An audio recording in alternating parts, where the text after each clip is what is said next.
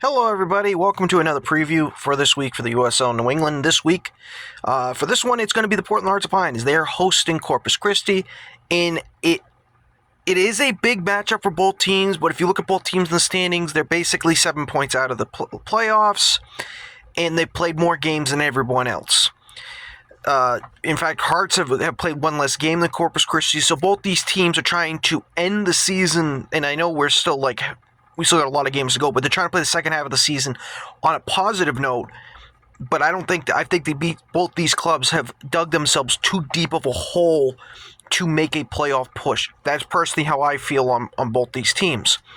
The story with Corpus Christi, we know that they had won a game for the entire first half of the season, then they came back in comeback fashion, or a collapse, or as I saw it, was a collapse with the Portland Hearts of Pine. That's where they got their first win. And Corpus Christi, since that point, they've been a good team. They are actually ahead of Portland right now in the standings, considering that they were dead last in the whole entire thing when they couldn't win any games. Now all of a sudden they're back there to this point where you could say they're a respectable team now. And if you look at Corpus Christi in their last 3 games, they haven't conceded any goals. They've only scored 1, but they haven't conceded either, including their last game when they played Boise. AC Boise, and they played a scoreless draw in that game. So while they're not getting goals, Corpus Christi is, they are defending very, very well, which is something you can't say for Portland. Portland's defending has been complete and utter ass this year. And yes, they played a friendly on Wednesday where they played a lower league team in CT Connecticut, or CT Connecticut United, whatever, the MLS Next Pro, who's below USL 1. And they didn't look enthusiastic at all. They looked like they were slow to the ball everywhere. Connecticut looked like the team that wanted to win this game. And the game was kind of a microcosm of Portland this year. Poor defending, make a mistake, concede a goal, and not really try at all. And that's what it felt like in that game on Wednesday. Again, it's a friendly, so I'm not going to try to read too much into that.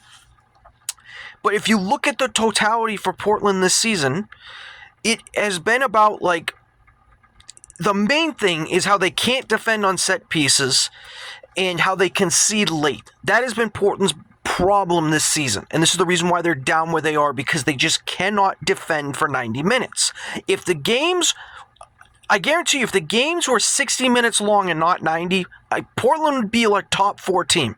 It's the final 30 that's killing them this year. And it starts with Ollie Wright. And I know... And listen, when I say Ollie Wright, I'm not blaming him at all for their season, but he's kind of the microcosm. If he has a poor game, Portland isn't really going to factor in for many goals in that game. He is the linchpin for that team. And if you wanted to say Portland is starting to figure out something with their draw that they had against Greenville last week, where they scored 3 goals. Yes, but you also have to remember they had a 3-1 lead at halftime and then completely shat the bed in the second half. They didn't even really try to get out a 4th goal, it would have really put the game away. No, we'll just sit back and defend and just handle all the onslaught of goals, which you cannot do. Because Hunter Morse is having a down year. Let's say how it is. Hunter Morse is having a down year, and when he's having a down year, you can't afford that. He's not the same Hunter Morse from last year. Now, there was some other Portland news that came out as Singh was recalled from back to Indy 11.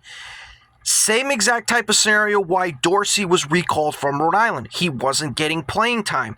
I think they had him for 5 games. I think he played in 2 of them, and he scored in 1, but he wasn't getting starts. So, that's where I blame, just like I blame Cano for Rhode Island, I blame Bobby Murphy here. You got a guy on loan, you talked about it, you wanted to use him, and you never did.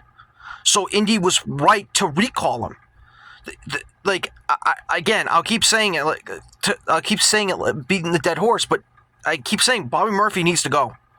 I mean, he has been a huge poison pill so far for this Portland Hearts of Pine team this year. I can't sugarcoat that anymore. A lot of the problems have been because of him. I don't know why they're not training and learning how to defend corners. They're getting beat on set pieces all the time. Defending communication doesn't seem like there seems to be any this year. There wasn't any in that friendly game. And it's just becoming a major problem with this Hearts team. Major one. So when I think about this game coming up that they're going to host, I think it's a 7 o'clock kickoff with Corpus Christi. If this was last year's team, I would go, yeah, you know what, Portland has a chance. But this year, especially against the new teams, they lost to Corpus Christi, they lost to Fort Wayne, they lost to Boise, AC Boise. There's 3. You've already lost to all the new teams, and now you get to play. The Corpus Christi now. It's this Hearts team, which I thought was going to be a good team this year, has not been, and it's again, you blame Bobby Murphy for this. Because I think they have the players, it's just for some reason they're not listening at all to the coach. They're not. I don't care what you say. I have people that keep telling me he's lost the locker room. If he's lost the locker room, he needs to go. That's why another reason why when I hear the announcers saying, oh, he's the mayor of Portland. No, he's not. He's not the mayor. If the players don't want him and he's become toxic, he needs to go. That's what I think Bobby Murphy has become. Now, there is another thing going into this game. When you look at both these teams, I don't think we're going to see much action in the first half. It just doesn't have that feel. Because Corpus Christi's playing well defending. And I think Portland is going to want to come into this game and reestablish their defense and probably put some pressure on Corpus Christi. I'm just not confident in Portland's offense. So if Portland has more of the possession in the first half, I could see Portland controlling the first half, but I just don't think we'll see many goals because Portland's offense has not been pretty good lately. I understand they got the 3 goals against Greenville, but I'm talking about how they played in the second half of that game because that second half was telling. They showed promise in the first half when they scored those 3 goals, and I thought they were going to blow this game wide open in Greenville, and they didn't do that. And then against the Connecticut United game they had on Wednesday, they really didn't generate any offense, and I understand they didn't start some of their starters, but just the attitude of the players didn't seem like they cared.